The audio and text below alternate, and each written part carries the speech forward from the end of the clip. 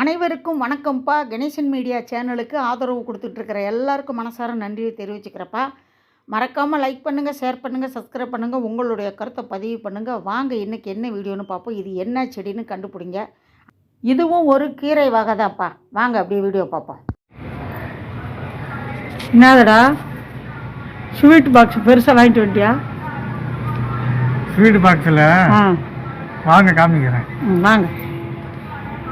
வீடு பெருக்கிட்டு இருந்தேன், ஒற்றை அடிச்சுக்கிட்டு பெருக்கிட்டு மொழி விடணும். மணி ஆகுது. என்ன இது?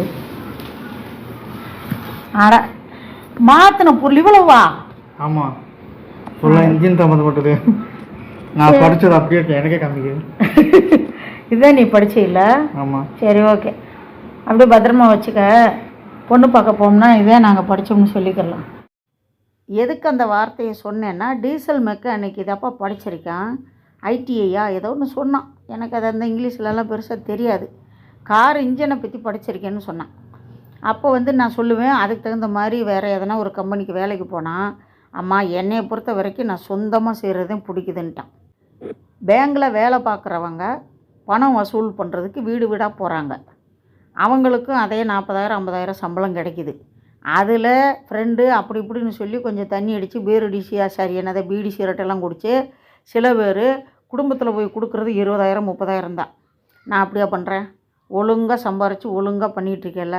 உனக்கு எதுக்கு இந்த தொழிலை வச்சு கிண்டல் பண்ணுற, சங்கடப்படுற, வருத்தப்படுறன்னு என்னையவே சரி பண்ணிடுவான்.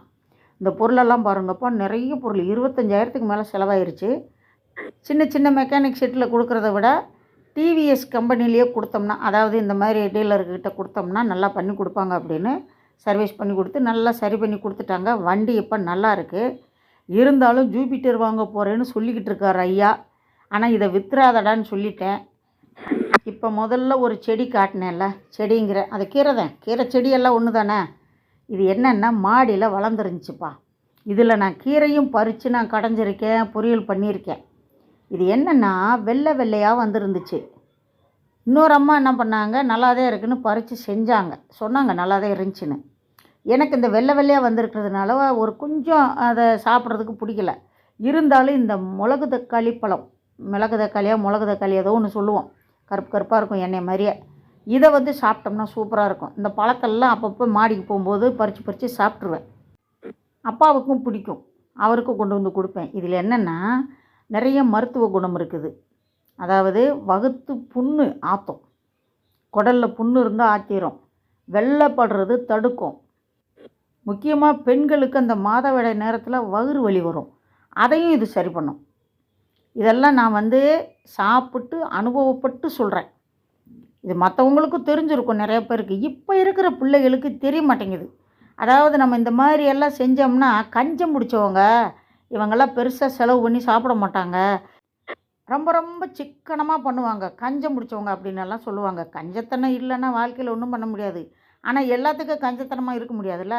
இங்கே பாருங்கள் எவ்வளோ நல்லா இருக்குன்னு. உண்மையிலேயே சூப்பராக இருக்கும்ப்பா சாப்பிட்டா. ஆனால் இதை இப்போ எங்கள் வீட்டு முன்னாடியே ஒரு செடி வளர்ந்துருக்கு. அது இவ்வளோ பெருசாக வளரும்னு நான் நினைக்கல. நான் ஃபஸ்ட்டு பறித்தது மாடியில். வாடா தோட்டத்துக்கு போகலாம் அப்படின்னு நாராயணங்கிட்ட சொல்லிட்டு எனக்கு ஒரு ஆசை எடுக்கணும்னு ஊரில் வீட்டு முன்னாடி அவ்வளோ செடி வச்சுருந்தேன்.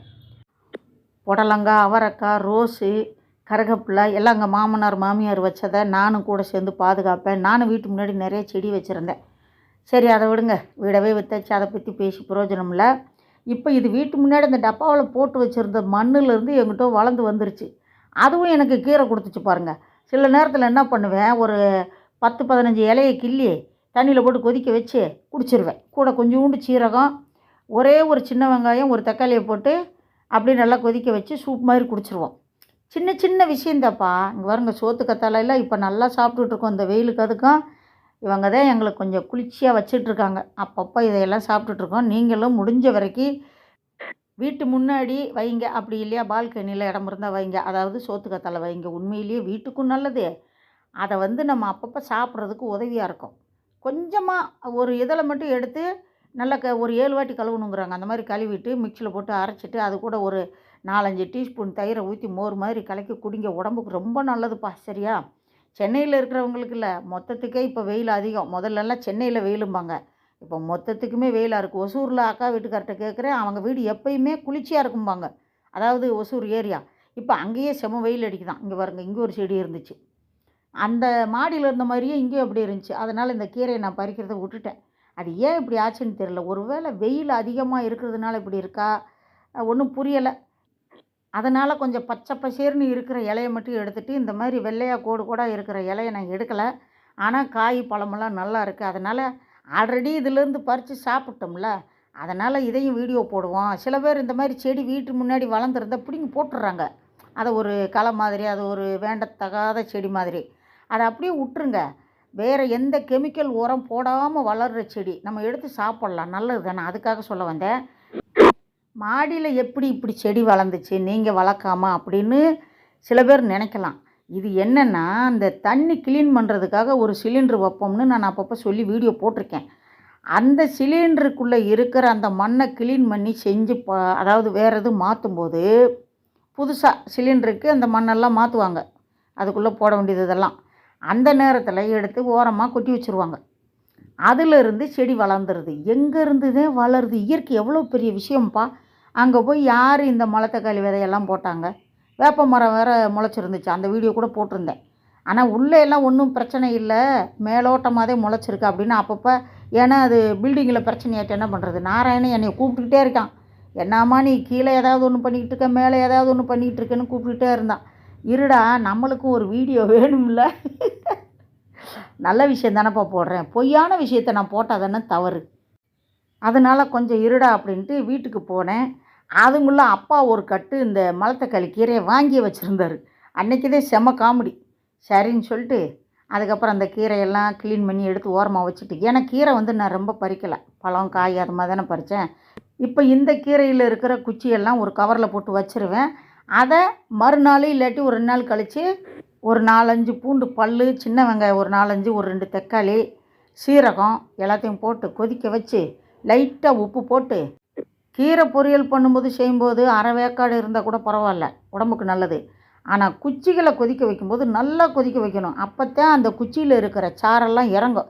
நான் என்ன பண்ணுவேன், சில நேரத்தில் கொஞ்சம் வெந்த உடனே அந்த பருப்பு மத்து மாதிரி ஒன்று வச்சுருக்கோம் இல்லையா, இது பருப்பு இது பண்ணுறதுக்கு ஸ்டீலில் ஒன்று வச்சுருக்கேன். அதை வச்சு அப்படியே அழுத்தி விட்ருவேன். அழுத்தும் போது என்ன ஆகும், இந்த வெங்காயம் தக்காளி பூண்டு எல்லாமே கொஞ்சம் நசுங்கிடும். முடிஞ்ச இஞ்சியும் போடலாம், நல்லது. நான் சில நேரம் போடுவேன், இல்லாட்டி போட மாட்டேன். மிளகு பொடி போட்டுக்கிடுவேன் காரத்துக்கு. உண்மையிலே சூப்பராக இருக்கும். அப்பப்போ செஞ்சு சாப்பிடுங்க. இந்த பழத்தை ஒரு அம்மா ஜூஸ் போட்டு குடித்தேனாங்க. ஆனால் ஜூஸ் போட்டால் மிக்சியில் சுற்றுறதுக்கு தான் சரியாக இருக்கும்.